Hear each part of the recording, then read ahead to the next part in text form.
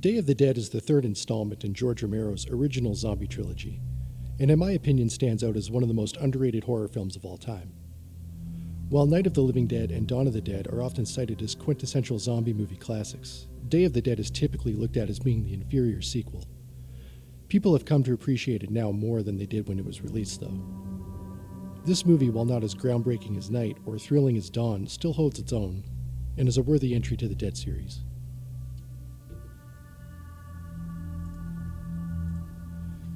The movie takes place in an underground military bunker in Florida, with society now fully collapsed due to the zombie outbreak. Romero returns to the simplicity of the first movie, having this one set in a singular location. It's a little more exciting than a countryside farmhouse, but definitely not as grandiose as a mall. Like the previous two films, Day of the Dead is a highly character-driven affair. The whole cast delivers compelling performances that easily bring the viewer into the world, while the amazing makeup effects by Tom Savini provide haunting visuals that leave an indelible impression.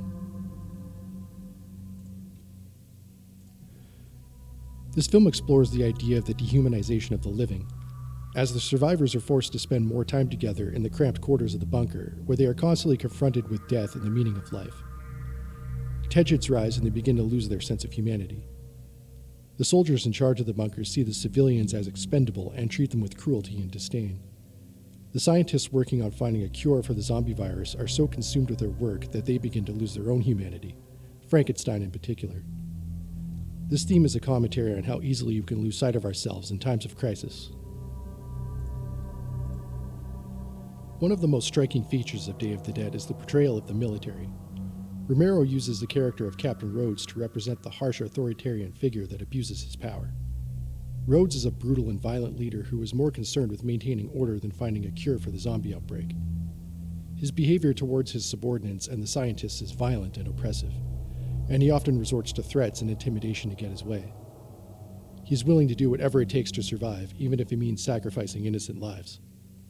His ruthless behavior is driven by fear and desperation, which makes him both a forcible and terrifying antagonist. His arc is one of the most tragic in the film, as he slowly descends into madness and paranoia.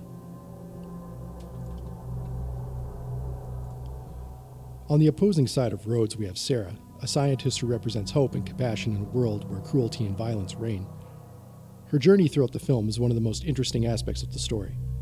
At the beginning of the film, Sarah is struggling with survivor's guilt and the weight of responsibility for finding a cure, as well as dealing with Miguel, who is in the throes of a mental breakdown. As the film progresses, she becomes more confident and assertive, standing up to the abusive behavior of the soldiers and fighting for what she believes in. The scientists in the film are attempting to find a cure for the zombie virus, with the exception of Dr. Logan, aka Frankenstein. His approach is a little different than the others, to say the least. His idea is to train the zombies, to have them relearn how to be human. His methods in achieving this goal involve horrific experiments on both the living and the dead, as well as a reward system that involves trading human flesh for good behavior. Logan has clearly become insane, showing how the scientific process can lead to moral corruption. My two favorite characters in the movie are the helicopter pilot John and his radio operator counterpart Bill. These two provide the only levity we see in the movie. Despite everything that's happened in the outside world and the decline of the rest of the bunker's inhabitants, John and Bill haven't lost their sense of humor or what it means to be human. They live in a separate part of the bunker where they've created a home away from the dystopic hell of the outside world, and also away from the uneasy coexistence of the soldiers and the scientists. Bub is one of the most memorable and complex characters in the film. Bub is a zombie who has been trained by Frankenstein to exhibit behaviors and emotions that are typically associated with humans. Bub's relationship with Frankenstein is a crucial aspect of his character. Frankenstein sees Bub as a way to study and understand the zombies and spends a great deal of time training him to exhibit human-like behaviors. This relationship is complicated by the fact that Frankenstein is ultimately revealed to be an insane madman who is experimenting on the zombies in order to find a way to control them. Through Bub, the film explores themes of identity, empathy, and the nature of humanity, making him one of the most important characters in the movie. The ending of this movie is pretty brutal. Rhodes discovers that Frankenstein has been feeding the flesh of his men to Bub and loses it. He disarms Sarah and Fisher and takes them hostage. Rhodes wants John to fly him and the remainder of his crew out of the bunker. When John refuses, Rhodes kills Fisher, then tosses Sarah and Bill into the zombie corral. He then orders Steele to aggressively persuade John to comply. Meanwhile, Bub escapes his restraints and comes across Frankenstein's lifeless body.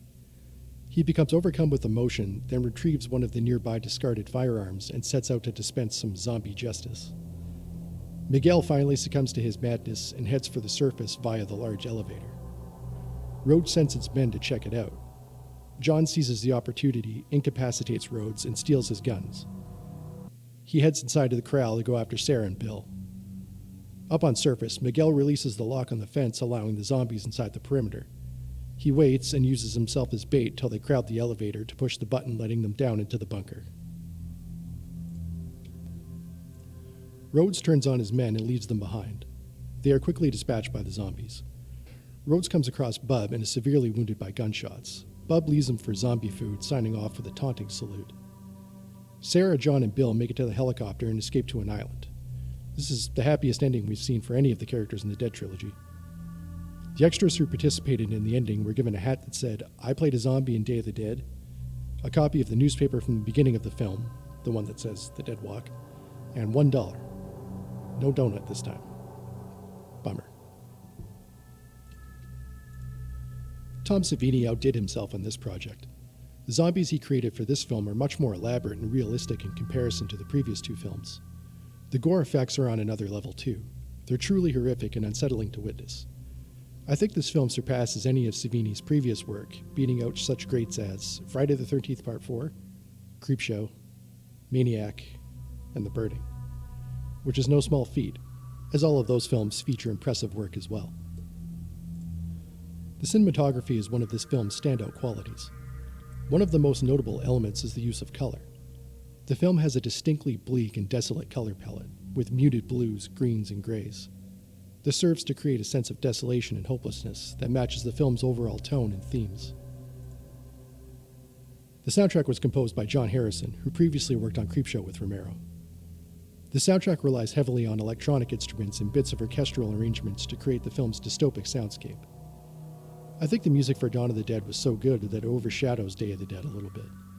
That's not to say that the music for Day of the Dead isn't great. The opening theme is awesome.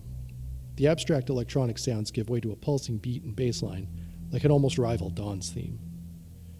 Whether it's the ominous nihilistic tones that accompany Rhodes' scenes, or the hopeful optimistic melodies that come with Sarah's scenes, the music provides the perfect atmospheric accompaniment. Overall, I believe Day of the Dead is a masterpiece of horror that deserves more recognition than it gets. Its strong characters, thought-provoking themes, and impressive special effects make it a standout film in the genre. George A. Romero's legacy definitely lives on in this film. This also happens to be Romero's favorite Dead movie. If I had to choose a favorite, I'd go with Dawn of the Dead. It was the perfect blend of action, adventure, and horror. Night and day don't fall too far behind, though. Well, thank you very much for joining me for this Dead movie retrospective. Please leave your comments and suggestions for future videos below, and I hope to see you again here on Dread Empire.